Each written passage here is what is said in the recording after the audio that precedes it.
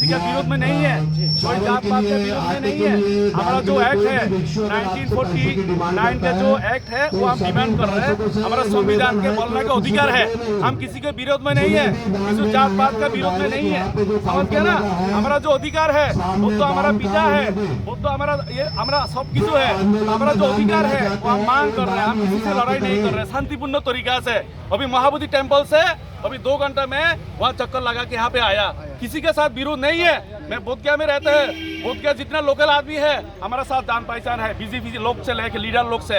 हमारा शांतिपूर्ण तरीका से हमारा जो बुद्धों का जो अधिकार है हम मांग कर रहे हैं कि हमारा महाविहार हम लोग को दे दे शांतिपूर्ण तरीका से। हम किसी से विरोध नहीं है। बनते जी, वी आर इंडियन। बनते जी, आपके नेतृत्व ने घुटने टेक दिए बोधगया प्रशासन के सामने, वो भी पता चला। रात में भीम आर्मी लोग से यहाँ का बुद्धिस्ट फोरम से मीटिंग हुआ डीएम का साथ जी। डीएम ने रिक्वेस्ट किया अभी हमारा देश का हालत सही नहीं है, आप लोग थोड़ा शांत रहिए। तो हम लोग इस शांतिपूर्ण तरीका से हम लोग करने के लिए तैयार है। हम लोग इतना दिन जो आंदोलन हम कर रहा है हम किसी को विरोध में नहीं है। हमारा जो अधिकार है, हम लोग का जो मांग है वो हम मांग कर रहे हैं सरकार से, गवर्नमेंट से, किसी का विरोध में हम नहीं है। ठीक है, धरना स्थगित हो गया। हमारा मोबाइल मूवमेंट को खत्म करना चाहते हैं, हमारी मूवमेंट को खत्म करना चाहते हैं। आप मत बोलिए। बनते जी, स्थगित कर दिया सरकार ने, पर लामा जी ने हाँ कर दिए। ठीक है, देखिए अभी सुनिए, एक चीज ध्यान से सुनिए, हम लोग तो पहले इंसान है ना। बनते जी मुद्दे पे आइए, इंसान छोड़ दीजिए। इंसान है, देखिए धरना स्थगित कर दिया, आप समर्थन करते हैं? सिचुएशन अच्छा नहीं है, जो न्यूज पता है, तो अभी हम लोग का सिचुएशन की सबसे काम करना पड़ेगा। आपका धरना स्थगित कर दिया, लेकिन वो 5,000 आदमी बीटीएमसी के जमा होंगे, उससे खतरा नहीं है सरकार को? वहाँ पर वो जो पहलगाम वाला मामला है वहाँ पर नहीं चलता है। देखिए अभी हमारा जो ऑल इंडिया बुद्धिस्ट फोरम का जो कोर कमेटी है उन लोग जो डिसाइड करेगा हम लोग मानने के लिए तैयार है। उन्होंने अपने घुटने टेक दिए, हम लोग हैं, उन्होंने अपने घुटने टेक दिए, उन्होंने कह दिया हम धरना स्थगित करते हैं। लेकिन देखिए हमारा जो सीनियर लीडर है भिक्षु संघ है, जो कहेंगे वो मानने के लिए हम तैयार है। भिक्षु संघ तो एक शब्द नहीं बोला वहाँ पे, हम लोग घंटे पर वहाँ पे कुछ भी बोले नहीं है। घंटे पर एक शब्द नहीं बोले अपने मुँह से। हमारा जो सीनियर है कोर कमेटी है, ये आंदोलन बनते जी, लाखों लोग पूरे देश से आ रहे, रोज झेल नहीं पाओगे आप लोगों ने तो बदमाशी की है। देखिए यहाँ पे लाखों लोगों को बुला के आपने धरना स्थगित कर दिया। देखिए वो तो हम लोग कोर कमेटी ये बात आपसे रखेंगे, वो हमारा हम कोर कमेटी के अंडर में हूँ हम लोग। बनते जी पंडाल भी निकालने वाले हैं, फिर शासन ने बोल दिया पंडाल निकालेंगे। अभी देखिए ये आंदोलन 3 साल से जो ऑल इंडिया बुद्धिस्ट फोरम के बैनर में हो रहा है, शुरू से मैं हूँ। मेरा अपना बोध बिहार है, बोधगया में गेस्ट हाउस इसी मतलब रेगुलर आ नहीं पा रहे। यहाँ पे शुरू से आकाश लामा से लेके प्रज्ञाशील बांध सबका साथ हमारा लिंक है। हमारा गेस्ट हाउस में एट प्रेजेंट 100 आदमी को रहने का बंदोबस्त किया। हमारा गेस्ट हाउस में लाखों लोगों को बुला के 100 आदमी का बंदोबस्त दिखा रहे हैं आप। देखिए आप लोग जो क्वेश्चन कर रहे हैं, आपका क्वेश्चन करने का अधिकार है। हमारा जो कोर कमेटी है जो डिसाइड करेगा हम वही मानेगा, हमारा अलग कुछ नहीं है। कोर कमेटी डर गई आपकी, जवाब देंगे लोगों को। कोर कमेटी डर गई आपकी। अभी देखिए अभी कोई पूरे देश का विश्वास नहीं जीत पाए आप लोग। सिचुएशन के हिसाब से चलना पड़ता है। सर 1990 में सुरेश उदय सब आंदोलन किया था, काल चक्र में चल रही दिल्ली वाला थे, लेकिन हम लोग ने सरकार धोखाधड़ी किया। लालू यादव ने कहा दे देंगे, उस टाइम क्या किया, कोई पद दे दिया, कमिश्नर पद दे दिया। तो सिचुएशन के हिसाब से चलना पड़ता है। हम किसी के साथ काल चक्र मैदान में जो वहाँ पर प्रोग्राम जो रखी गई है, कार्यक्रम रखा गया है, वो कोई भी हो, और वो क्यों डोनेशन के लिए सिक्योरिटी देना चाहते क्या? वो यहाँ शेयर रखना चाहते, प्रशासन अपना शेयर रखना चाहते हैं क्या? उस जगह कर रहे हैं कि शांतिपूर्ण तरीके से इस जगह जो है कि आज जो हमारी मीटिंग हुई वो एक लोग कोई थे उनके यहाँ थाने में। पहले तो मैंने विरोध किया कि वो लोग हमारे पास आएंगे, हम नहीं जा सकते क्योंकि वो प्रशासन घबराया हुआ है। यहाँ की जनता का रुख देखकर। हाथ में ले लो, माइक ले लो हाथ में। बनते जी, सवाल मेरा दूसरा है। मैं ये कह रहा हूँ आप लोगों के पुलिस बाहर आने के बाद लामा जी और फिर से गए थाने में, क्या कारण है? ये क्या दिख गए हैं? क्या हो सकता है, क्या इनका समझौता हो रहा है क्या नहीं हम नहीं जानते। अभी अंदर ही हैं, अभी अंदर है, हमें पता डर से भागे हैं। नहीं। हाँ, क्योंकि हम हमारे साथ वो रास्ते तक आए, आपके पास लेते हुए हमारी वीडियो भी बनाई आप लोगों ने लामा जी के साथ में? फिर से वापस हम गए सभी लामा जी। लोग गए थे और सब वापस आए। उनका कोई मुझे मंजूर नहीं। मैंने सबसे पहले मैंने लास्ट में विरोध किया कि ये लामा जी कहते कि हमारे पास लोग बैठेंगे भिक्षु धरने पर। हमने तो बार बार कहा कि हमारे लोग हैं, देश के हित के लिए काम करना चाहते हैं। हम सैनिकों के हित के लिए काम करना चाहते हैं। उनके मंगल कामना के लिए हम परित्राण पाठ करेंगे, हम उनकी मंगल कामना करेंगे उनके लिए, उनका मनोबल बढ़े और वो लामा स्वस्थ जी रहे क्यों किसी बार बार प्रकार शिकार का। कर रहे हैं हार को? लामा जी क्यों आंदोलन को स्थगित करने की बात बार बार कर रहे हैं? ये पता नहीं क्यों कमजोर हुए, अब तक मुझे तो भी बड़े तो जोश से बात कर रहे थे। नहीं, आज बहुत कमजोर हो गए और पुलिस प्रशासन के साथ प्रज्ञाशील की बिल्कुल आवाज नहीं, वोट जैसे फेविकॉल से चिपकाया है, उस प्रकार की स्थिति हुई।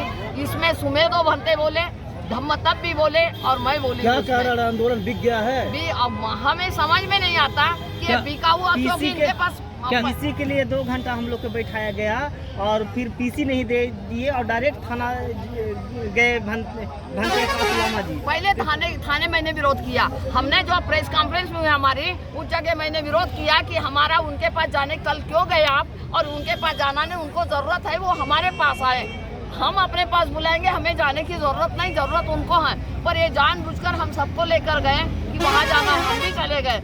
वो तो घंटा भर तो हमारा इंतजार करने बाद में आए, बार बार कहते कि ये पेंडाल मैंने कहा देश की जो रक्षक की बेटी मैं भी हूँ। मेरे पिताजी में भी एमिनेशन डिपो में नौकरी की, दारू गोला बारूद वहाँ होता था और वैगन भरनी, भाई रनगाड़े लेकर जाता था, यहाँ तक बोला। और एक भाई सीनियर सुप्रिटेंडेंट है, वही एशिया का सबसे बड़ा डिपो है जहाँ पिताजी काम करते, उसे रिटायर्ड हो गए।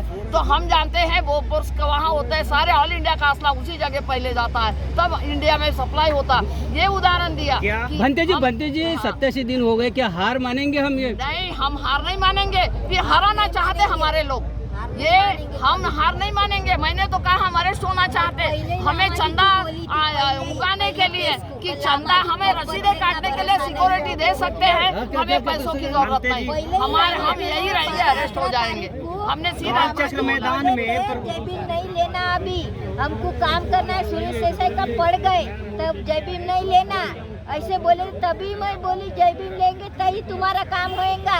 अतः लामा जी तब बोले थे, अगर नहीं ऐसा नहीं होता, हमको डाउट होता। भंते प्रज्ञाशील की जैसा पिछली बार बिके थे, क्या इस बार भी बिक गए हैं? क्या इस बार भी कोई डिसाइड हुआ है?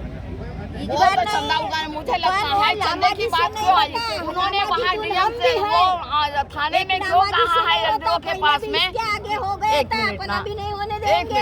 एक मिनट, तो वो उन्होंने क्यों कहा हमारे पास लोग बैठेंगे, हम बीटीएम जो वो है महाबोधि महाविहार कमेटी की जो पेंडाल है, तो वहाँ जाकर हम बैठेंगे, हम यहाँ नहीं रहेंगे, पास लोग हमारे रहेंगे, वो रसीदें काटेंगे, लोग दान देने आएंगे। तो दान लेने के लिए यहाँ वो सिक्योरिटी दे सकते हैं, हम बड़ा प्रश्न है। बैंक सीज कब होता है? जब 5 करोड़ ज्यादा पैसे आता है उसके बाद बैंक सीज होता है। इन्होंने क्या पहले से प्लानिंग चल रही थी? प्लानिंग, मुझे लगता है इन्होंने इन लोगों की व्यवस्था आने के लिए किसी ने प्लानिंग की होगी कि हमें इनका खर्चा नहीं करना पड़ेगा, वो चीज का बहाना बनाया। क्या है, हम पहले बीटीएमसी से मिलने गए थे, क्या नाम है, आकाश लामा बीटीएमसी से मिल के आए थे।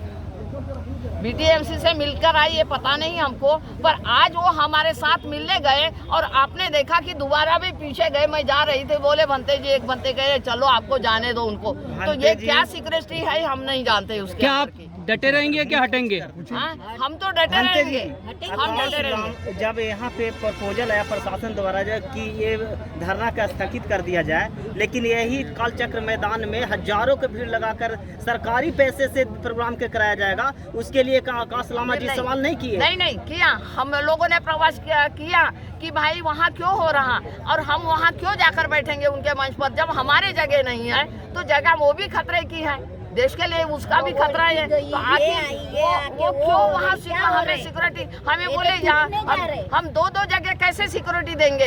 यानी हमारे लिए प्रशासन भी नहीं, मंदिर की सिक्योरिटी देंगे कि यहाँ तक प्रश्न किया। 87 दिन बौद्ध भिक्षुओं का जो खून पसीना धैर्य था प्यार था जो उन्होंने अपना मेहनत किया था उसके पे सीधा पानी फेरा गया। इस पे क्या लगता है, कोई पोजीशन कोई राजनीति है? तब पर तो पानी फेरा है, पर जिन्होंने अपने पेट काट कर मोटी मोटी रकम भेजी है लोगों ने, गरीब जनता ने, भिक्षुनी ने भी 50-50 हजार रुपए दिए, सामान दिया है। और ये जो है तो ये है कि ये उन पर कुठाराघात हो गया है कि जिन्होंने अपने खर्चे नहीं किए और भिक्षु भूखे रहते इसीलिए भेजे हैं और इनके अकाउंट सील हो गए। अब सील लोग चर्चा कर रहे हैं कि सच में सील हो गए नहीं हो गए कि इन्होंने नाटक किया। और जो बनते ये भी नहीं, आकाश लामा एक बैंक का कर्मचारी रहते हो, मैनेजर रहते हो, उनका बैंक कैसे सीज हो सकता है? आप समझते हैं इस मामले को? आकाश लामा के बारे में इतनी जानकारी नहीं है,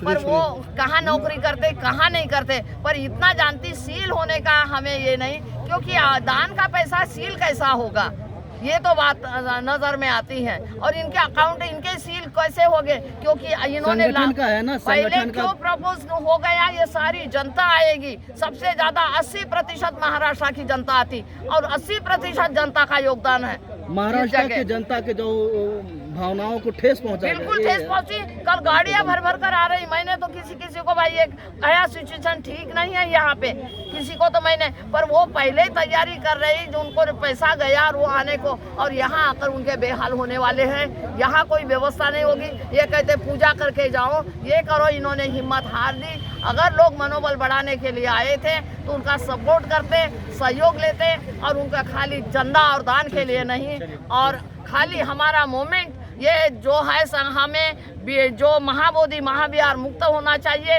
हम लेकर रहेंगे, कसम खाई है। तो इसी कसम पे मैं नहीं चाहती कि कोई भी भिक्षु यहाँ